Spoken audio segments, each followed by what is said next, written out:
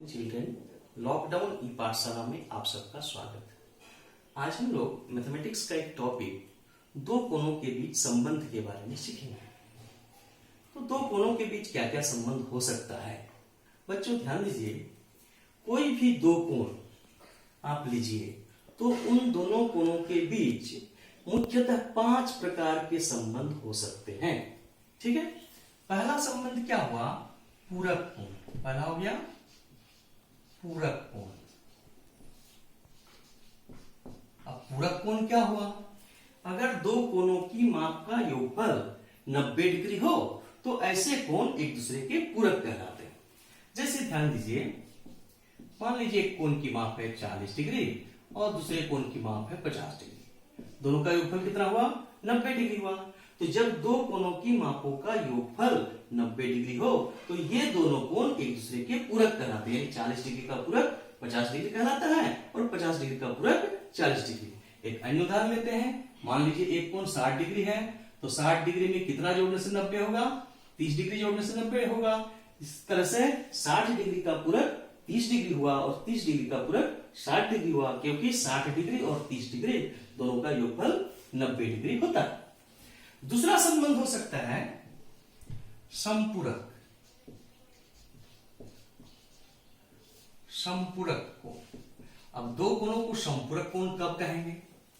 जब दो कोणों की मापों का योगफल 180 डिग्री हो तो दोनों कोण एक दूसरे के संपूरक कहलाते हैं।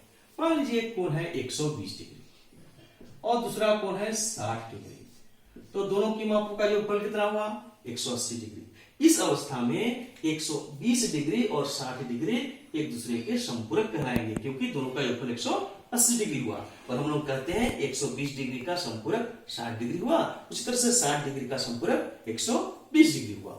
एक दूसरा उदाहरण लेते हैं। मान लीजिए कोई कोण है 105 डिग्री, ठीक है, और दूसरा कोण है 75 डिग्री। 75 डिग्री क्यों लिए? क्योंकि 105 डिग्री और 75 डिग्री दोनों का योगफल कितना होता है? 180 डिग्री। जब दो कोणों की मापों का योगफल 180 डिग्री हो तो ये कोण एक दूसरे के संपूरक कहलाते हैं। यानी 105 डिग्री का संपूरक 75 डिग्री हुआ और 75 डिग्री का संपूरक 105 डिग्री हुआ।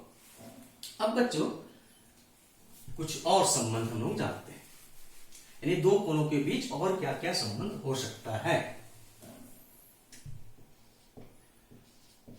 आसन्न कोण। अब दो कोणों को आसन्न कोण कब कहेंगे? ध्यान दीजिए। मान लीजिए दो कोण बनाते हैं। एक कोण ए बी सी है और दूसरा कोण सी बी डी है। एक कोण ए बी सी हुआ, दूसरा कोण सी बी डी हुआ। इन दोनों कोणों पर ध्यान दीजिए।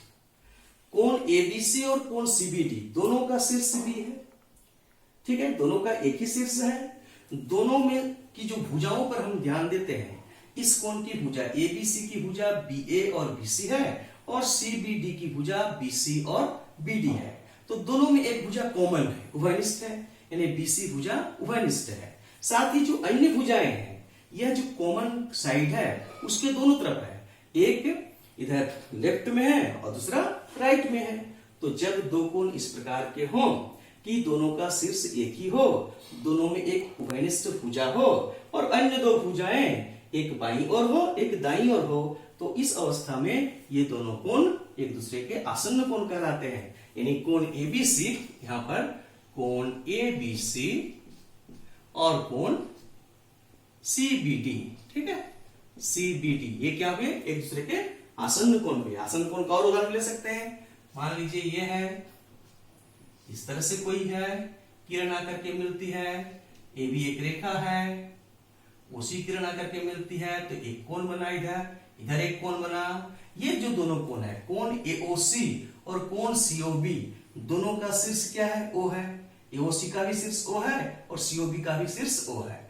एक कॉमन साइड है ओसी और जो बाकी साइड है एक राइट में है एक लेफ्ट में है। ओ ए और ओ बी क्या है? एक दूसरे के लेफ्ट में है। ये ओसी के एक राइट में है, दूसरा लेफ्ट में है। तो इस तरह के कोण जिनका शीर्ष एक ही हो, एक उभयनिष्ठ भुजा हो और अन्य भुजाएं उभयनिष्ठ भुजा के बाईं तथा दाईं ओर हो, ऐसे कोण को हम लोग क्या कहते हैं? आसन्न कोण कहते हैं। तो ये भी हो गया कोण AOC, कोण AOC और कोण COB, ये एक दूसरे के क्या है, आसन्न कोण है। अब मान लीजिए आसन्न कोण इस तरह के हों,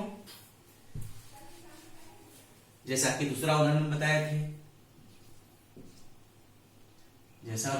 बताए थे, ये आसन्न कोण, ये मान लीजिए ये दोनों आसन्न कोण है, AOC मान लेते हैं और COB, ये दो कोण हुए।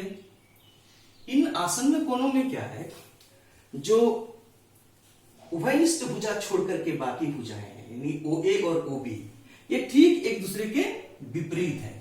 और जब किसी आसन्न कोण किया जो उभयनिष्ठ भुजा है उसको छोड़ करके अन्य भुजाएं एक दूसरे के ठीक विपरीत हो, तो वैसी अवस्था में इन आसन्न कोणों का योगफल यानी कोण AOC और कोण COB, ये COB दोनों का योगफल क्या होता है, 180 डिग्री होता है।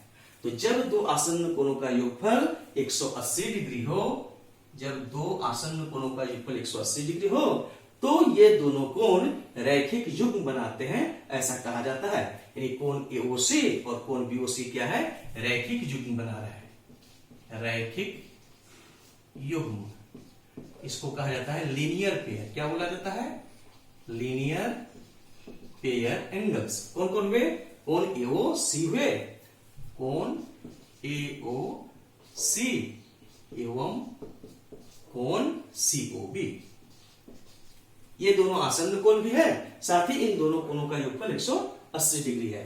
तो अगर दो आसन्न कोणों का योगफल 180 डिग्री हो तो ये दोनों कोण रैखिक युग्म बनाते हैं।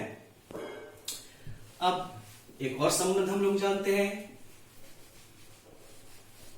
मान लीजिए दो रेखाएं एक दूसरे को किसी बिंदु पर प्रतिच्छेद करती है।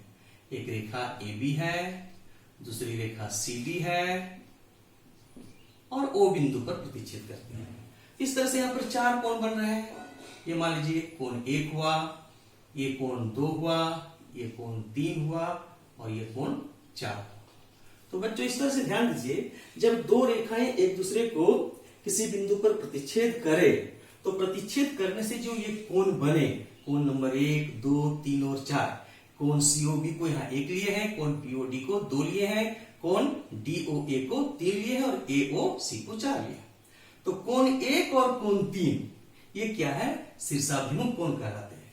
1 और 2 आसन्न कोण है, 1 और 4 भी आसन्न कोण है, क्योंकि 1 और 2 का एक उभयनिष्ठ भुजा है, बाकी दो भुजाएं, जो उभयनिष्ठ भुजा है उससे एक लेफ्ट में है, एक राइट में है और दोनों कोण का शीर्ष O है, इसलिए कोण BOC और कोण BOD क्या है, आसन्न कोण है। लेकिन कोण POC और कोण AOD क्या है, ये आसन्न कोण नहीं है। ऐसे कोण को क्या बोलते हैं, शीर्षाभिमुख कोण। इसको कहा जाता है शीर्षाभिमुख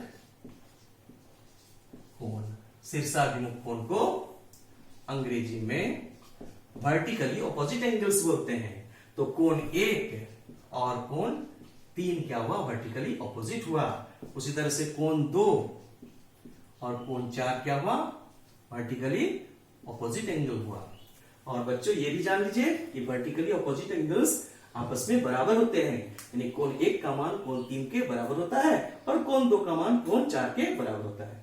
इस तरह से दो कोणों के बीच 5 प्रकार का संबंध हुआ। ठीक है, हम लोग जाने दो कोण क्या हो सकते हैं, एक दूसरे के पूरक हो सकते हैं, एक दूसरे के समपूरक हो सकते हैं, एक दूसरे के आसन्न कोण हो सकते हैं, रैखिक युग्म बना सकते हैं। दो कोण रैखिक युग्म जब दो आसन्न कोणों का योगफल 180 डिग्री हो।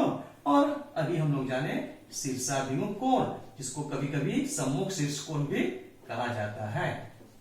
शीर्षाभिमुख कोण अंग्रेजी में इसको वर्टिकली ऑपोजिट एंगल बोला जाता है। तो complementary angles, supplementary angles, adjacent angles, linear pair angles और वर्टिकली ऑपोजिट एंगल्स, ये दो कोणों के बीच का संबंध हुआ। Thank you.